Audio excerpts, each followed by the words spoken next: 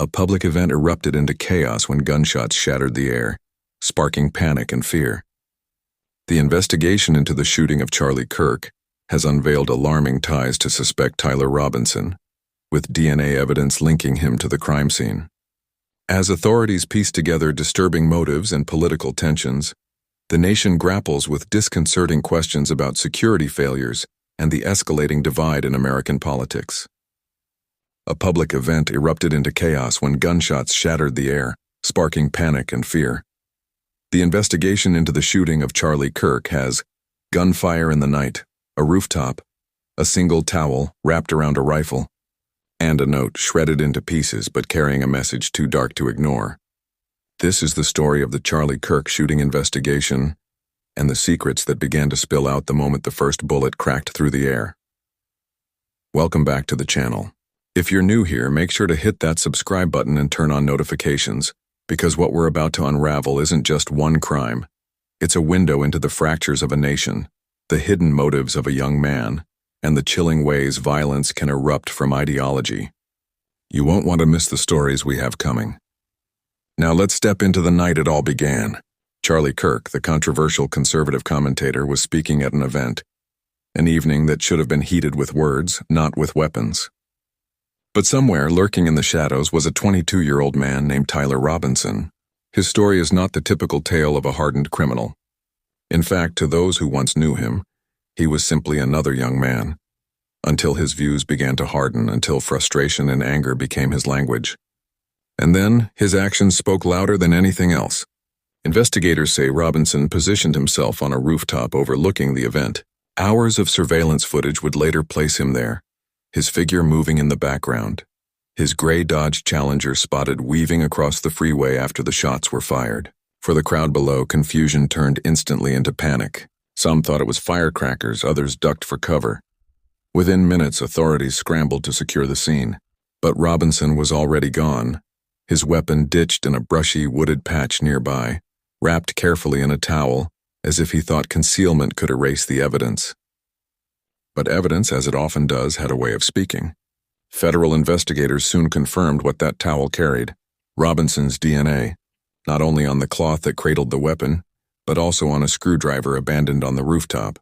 Tiny traces of his presence impossible to wipe away. The story might have ended as just another tragic act of violence, with investigators chasing shadows. But this case held something even more disturbing. Messages. Words written and destroyed, then pieced back together by law enforcement with painstaking care. In those fragments, Robinson hinted at his plan, even stating his intent to kill Charlie Kirk. And beyond the paper trail, his digital footprint grew darker, a series of text exchanges where he implied what he was about to do, as if testing the waters of fate. And then came the most haunting twist. It was Robinson's own father who recognized him. When the FBI released blurry images of the suspect caught by security cameras, it wasn't just strangers squinting at their screens. A father looked closely and saw his son staring back.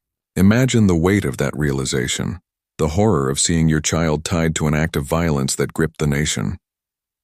Reports say his father urged him to surrender, perhaps believing that confession was better than running, that accountability was the only shred of redemption left. But what could drive a young man to this? Family and friends painted a troubling picture. They told investigators Robinson's politics had sharpened in recent years, shifting from debate to hostility, from questions to condemnations. He criticized Kirk openly, branding him as a spreader of hate. The bullets he loaded that night weren't just steel and gunpowder. They carried engraved messages, slogans linked to anti-fascist movements, internet memes, even song lyrics. It was as if his ideology wasn't just in his mind. It was etched onto every shell casing he left behind. Yet, even as investigators pieced this story together, chaos and confusion surrounded the case. In the early hours, multiple people were taken into custody. Names and faces were paraded briefly across the media, only to be released with apologies later. The public, hungry for answers, was left tangled in a web of rumors and misinformation. Who was really behind it? Was there more than one shooter? Why did it take so long to find the truth?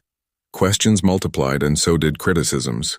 One witness, a high school student, expressed disbelief that there was more security at sports events than at a speaking engagement for a figure as polarizing as Charlie Kirk.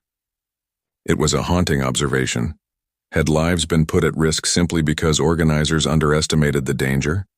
Meanwhile, the digital battlefield lit up. Social media buzzed with theories and accusations. Discord, a platform often accused of harboring extremism, was quick to defend itself. They claimed Robinson hadn't planned his attack on their servers, that the messages suggesting weapon retrieval and tea